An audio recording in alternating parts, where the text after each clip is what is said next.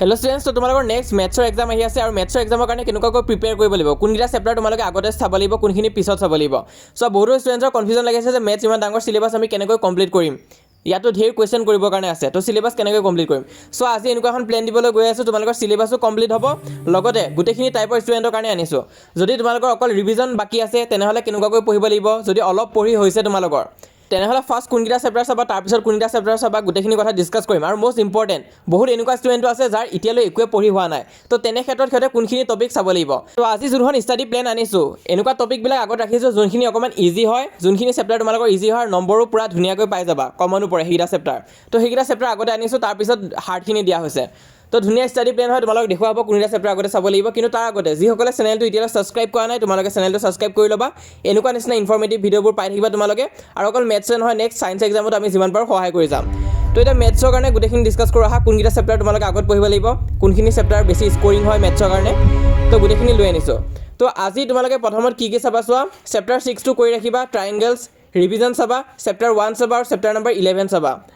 ট্ৰাইংগেলছত তোমালোকে থিয়ৰেমখিনি চাবা, দুটা ইম্পৰ্টেণ্ট থিয়ৰেম আছে প্ৰথম দুটা, তাৰ ভিতৰত এটা অহা চান্স খুবেই বেছি আছে।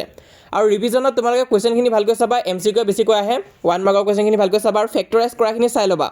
তো ৰিভিজনৰ পৰা সেই ফেক্টৰাইজ কৰাখিনি আহে।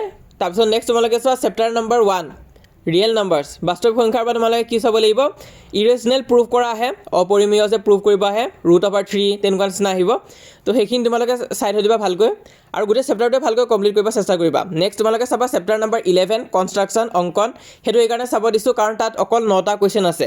সেই 9টা কুৱেশ্যন যদি ভালকৈ কৰি থৈ দিয়া, এটাটো তাৰ ভিতৰত পাবাই, 2টা এক্সাম্পল আছে, বাকী 7টা এক্সাৰচাইজৰ কুৱেশ্যন আছে। তো যেনেকুৱাই প্ৰিপেৰেশ্যন নহওক কিয় এইকেইটা চেপ্টাৰ আগতে কমপ্লিট কৰি ৰাখিবা, 6 ৰিভিজন, চেপ্টাৰ 1 আৰু 11। তাৰপিছত এইখিনি হৈ যোৱাৰ পিছত তোমালোকে নেক্সট কোনখিনি চাবা চোৱা, চেপ্টাৰ নম্বৰ 2 চাবা, পলিনমিয়েলছ, তাত 8 মাৰ্কছ আহিব, চবতছে হায়েষ্ট আহিব, সেইটো চাবা। নেক্সট তোমালোকে চাবা চেপ্টাৰ নম্বৰ 7 কোঅৰ্ডিনেট জমেট্ৰি, তাৰপিছত চাবা chapter number 5 arithmetic progression, chapter number 10 চাবা চাৰ্কলছতো 2টা থিয়ৰেম আছে, সেই দুটা ভালকৈ চাই থৈ দিবা। তো এই চেপ্টাৰখিনি তোমালোকৰ মডাৰেট হয়, ইমান এটা হাৰ্ডো নহয়, অকণমান এফৰ্ট দিলে পাৰিবা। তো এইখিনি তোমালোকে কৰি ৰাখিবা। তাৰপিছত যেতিয়া তোমালোকৰ এইকেইটা চেপ্টাৰ কমপ্লিট হৈ যাব, চেপ্টাৰ 2, চেপ্টাৰ 7, চেপ্টাৰ 5, চেপ্টাৰ 10 আৰু চেপ্টাৰ 15, তেতিয়া আমি অকণমান হাৰ্ড চেপ্টাৰখিনি লৈ যাম। হাৰ্ড চেপ্টাৰ এতিয়া কোনখিনি পৰে, পাৰ্চনেলি যদি মই কওঁ তেনেহ'লে chapter number 3, chapter number 4, chapter number 14টো অকণমান ক্ৰিটিকেলি আছে, কিন্তু চেপ্টাৰ নম্বৰ 8টো চব ষ্টুডেণ্টে চেপ্টাৰ নম্বৰ 8টোৱে টান পায়। তো চেপ্টাৰ নম্বৰ 8টো তোমালোকে কৰি ল'বা। তাৰপিছত এইখিনি যেতিয়া তোমালোকৰ কমপ্লিট হ'ব, লাষ্টত তোমালোকে চেপ্টাৰ নম্বৰ 13 আৰু 14 চাই দিবা। 14টোতো চালাই ইয়াৰ আগত, তাৰপিছত 13টো তোমালোকে চাই দিবা। তাৰপিছত তোমালোকৰ গোটেইখিনি ক্লিয়াৰ হৈ যাব। আৰু ক্লিয়াৰ হোৱাৰ পিছত এবাৰ ৰিভিজনো দি দিবা তোমালোকে। ৰিভিজন দিয়াৰ পিছত ফৰ্মুলাখিনি চাবা, ফৰ্মুলাখিনি ইম্পৰ্টেণ্ট আছে, MCQ সুধিব তাৰ ওপৰত, আৰু সেইখিনি জানিলে তোমালোকে যদি কুৱেশ্যনটো ভালকৈ কৰিব নাজানাও, ষ্টেপ যদি দুটামান লিখি থৈ আহা, তেতিয়াও নম্বৰ পাবা। সেইটো কাৰণে লাষ্টত তোমালোকে ফৰ্মুলা চাবা। আৰু তোমালোকৰ বাবে আমি ফৰ্মুলা ছিট আদিও দি দিম, হোৱাটছএপত জইন কৰিবা, হোৱাটছএপত তোমালোকে ফৰ্মুলা ছিটছ পাই যাবা, তাৰপিছত কিবা ইম্পৰ্টেণ্ট থাকিলে তাত পাই যাবা। তো মেথছখন তোমালোকে ভাল কৰিব চেষ্টা কৰা, মেথছত তেনেকুৱাকৈ নম্বৰ নাকাটে, যদি শুদ্ধ হৈছে ডাইৰেক্ট নম্বৰ পাবাই। আৰু মেথছত স্ক'ৰিং ছাবজেক্ট হয় মেথছটো, ইমান ভয় নাখাবা, মেথছ ভাল হ'বই। এনেকুৱাকৈ তোমালোকে শেষ কৰিব চেষ্টা কৰা আৰু ফৰ্মুলাখিনিত বেছিকৈ ফ'কাছ দিবা।